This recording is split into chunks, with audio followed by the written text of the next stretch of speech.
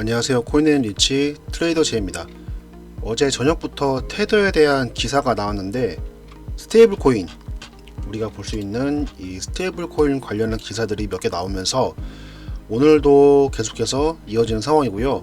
스테이블 코인 종류, 법정 화폐 담보나 담보, 그리고 알고리즘에 대한 간략한 설명을 좀 해드리면서 추가적으로 금일 발표되는 지표에 대한 매크로, 그리고 어제 매크로를 간략히 정리해보는 시간 가져보겠습니다. 영상 보시면서 궁금한 사항 있으시면 하단에 댓글 남겨주시고요.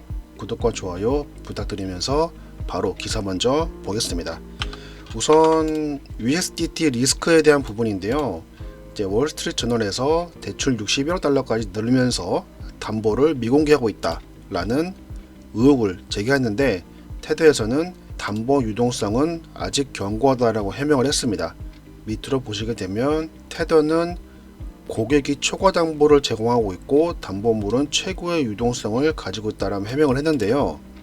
중요한 것은 공개를 해야 됩니다. 지금 현재 모든 거래소에서도 자산을 공개하고 있는 상황이기 때문에 테더도 물론 당연히 공개를 해야 한다는 시장의 입장이고요.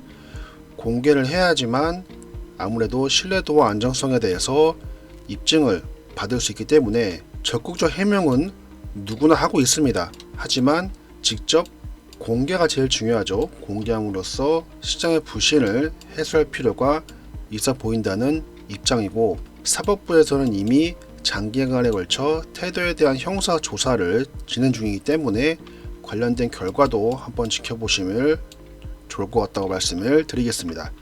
그러면 스테이블 코인에 대해서 아직 모르시는 분들을 위해 간략히 이론만 설명을 좀 해드릴게요.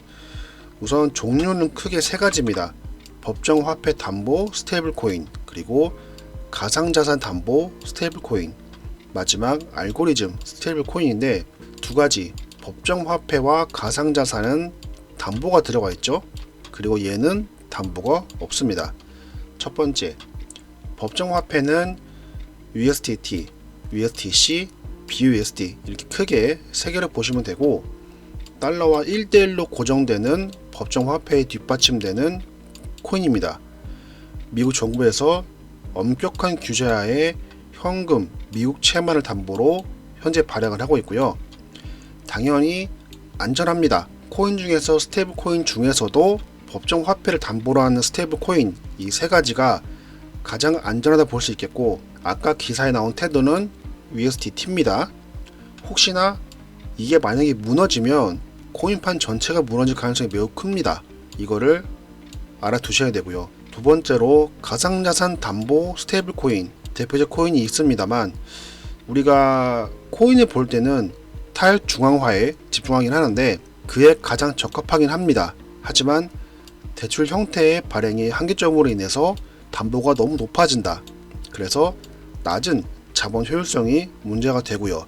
당연히 청산 위험도 존재하면서 불안정하다는 게 가장 큰 리스크입니다. 현재 가상자산 담보 코인은 잘 쓰진 않지만 이런 것도 있구나라는 것을 알아두시면 좋을 것 같고요.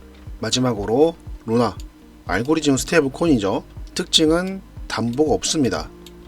차익 거래를 통해서 패깅을 맞추는 건데 담보가 없기 때문에 문제가 이전부터 계속해서 언급을 했습니다. 단순히 코인 간의 차익 거래 시스템을 통해서 1달러를 맞추는 거예요. 이게 과연 안전할까요? 그래서 무너지기 시작을 한 겁니다. 이 코인들을 보시면서 우리가 비트코인 투자할 때 여러 가지가 있죠. USDT라든지 DC라든지 BUSD라든지 다양한 기반을 통해서 투자할 수 있기 때문에 이런 코인들도 문제가 될 수도 있구나라는 점을 알아두시고, 어제부터 나오기 시작한 테더에 대한 의혹이나 해명 등 계속 보시면서 추가적인 문제가 나올 수 있다는 점도 알아두시면 좋을 것 같습니다. 그러면 지표 매크로 간략히 말씀드리면서 마무리할게요.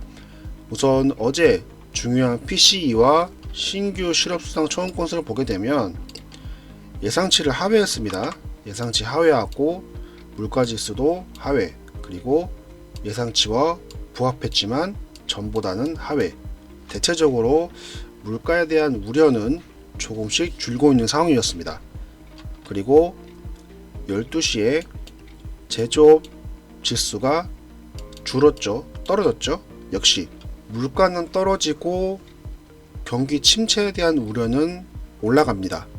그래서 미증시도 어제 변동성이 크진 않았어요. 그렇게 보시면 될 것 같고, 오늘도 중요한 지표들, 비농업 고용지수, 그리고 실업률 발표가 됩니다. 실업률과 고용지수 연관돼 있죠. 연관돼 있는 지표이기 때문에 오늘 지표 매크로의 흐름에 따라 시장 변동성이 어느 정도는 나올 것으로 예상을 하면서 대응을 해보시면 좋을 것 같다는 말씀을 드리겠습니다. 그러면 오늘 영상 간략히 마치고 저는 다음 영상 더 좋은 재료들로 인사드리겠습니다. 감사합니다.